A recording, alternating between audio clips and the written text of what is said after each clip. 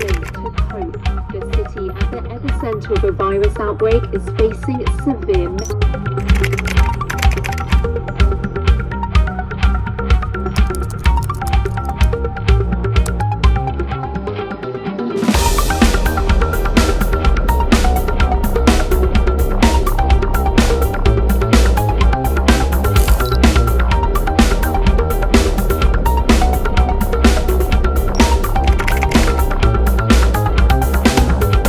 Pagi saya mendapatkan laporan dari Pak Menteri Kesehatan bahwa ibu ini dan putrinya positif corona.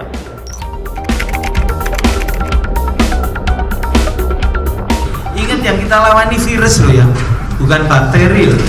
Ini virus. Virus itu self-limited disease. Artinya self-limiting disease itu adalah sembuh sendiri. Ya, tidak diapa-apain juga sembuh sendiri. Kamu lihatlah, Menkesnya confident banget, yakin apa yang harus dihadapi. Yang dihadapi ini corona, bukan barang yang menakutkan luar biasa. Yang menakutkan itu beritanya, ya.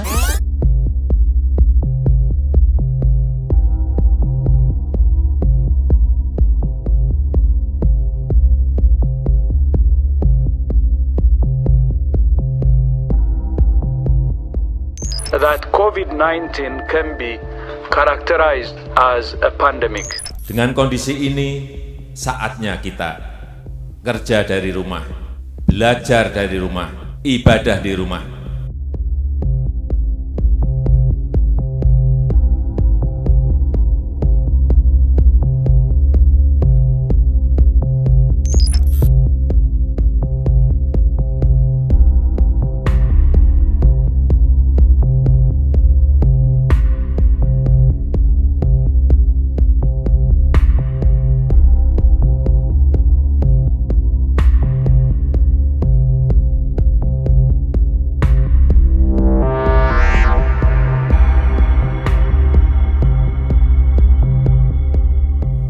Saya telah memutuskan dalam rapat kabinet bahwa opsi yang kita pilih adalah pembatasan sosial berskala besar atau PSBB. Para kepala daerah saya minta tidak membuat kebijakan sendiri-sendiri yang tidak terkoordinasi. Semua kebijakan di daerah harus sesuai dengan peraturan, berada dalam koridor undang-undang dan PP serta Kepres tersebut.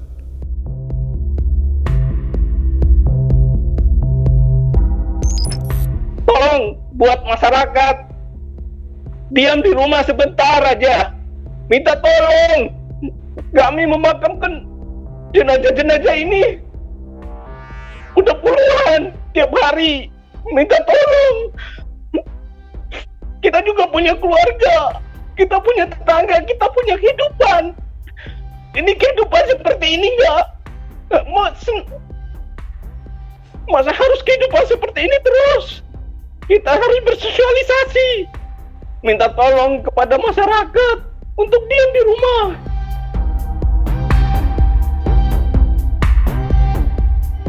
Kalau itu bukan mudik, itu namanya pulang kampung. Memang bekerja di Jabodetabek, di sini sudah tidak ada pekerjaan, ya mereka pulang karena anak istrinya ada di kampung. Ya apa bedanya Bapak pulang kampung dan mudik? Ya kalau sama-sama. mudik itu di hari lebarannya beda. Hanya perbedaan untuk masalah merayakan waktu, Idul Bapak. Fitri, untuk merayakan Idul Fitri.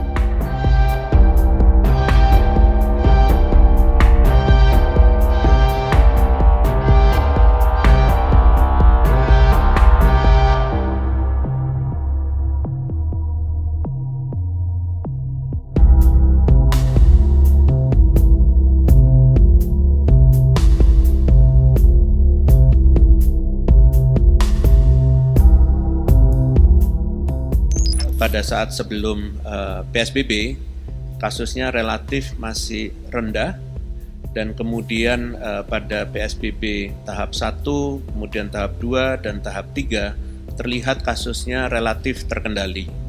Kemudian pada saat PSBB transisi, kasusnya cenderung meningkat dari waktu ke waktu.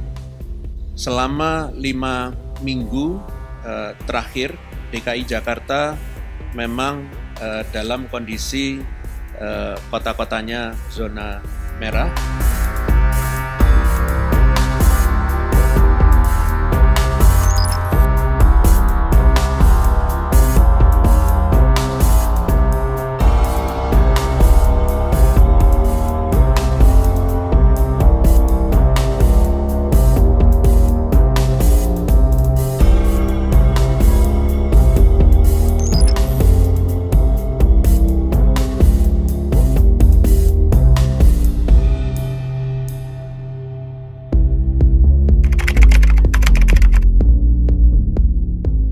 Jadi bukan kuratif, bukan ada kekurangan, pokoknya kita tambah obat segala macam, ya itu adalah reaktif, bukan responsif.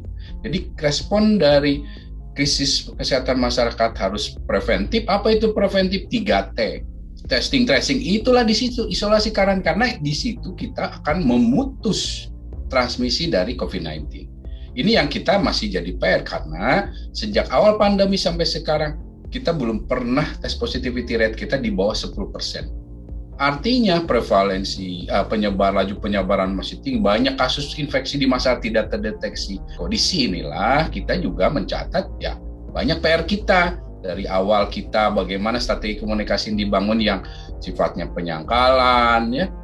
Kemudian belakangan ada sifatnya juga lebih ke arah kasus narasi positif, kebahagiaan dan lain sebagainya, kemudian glorifikasi. Nah, ini harus kita evaluasi. Kita harus jujur pada di sini untuk memperbaiki, karena ini bukan bicara ini siapa salah dan siapa benar, tapi ini respons sebuah negara.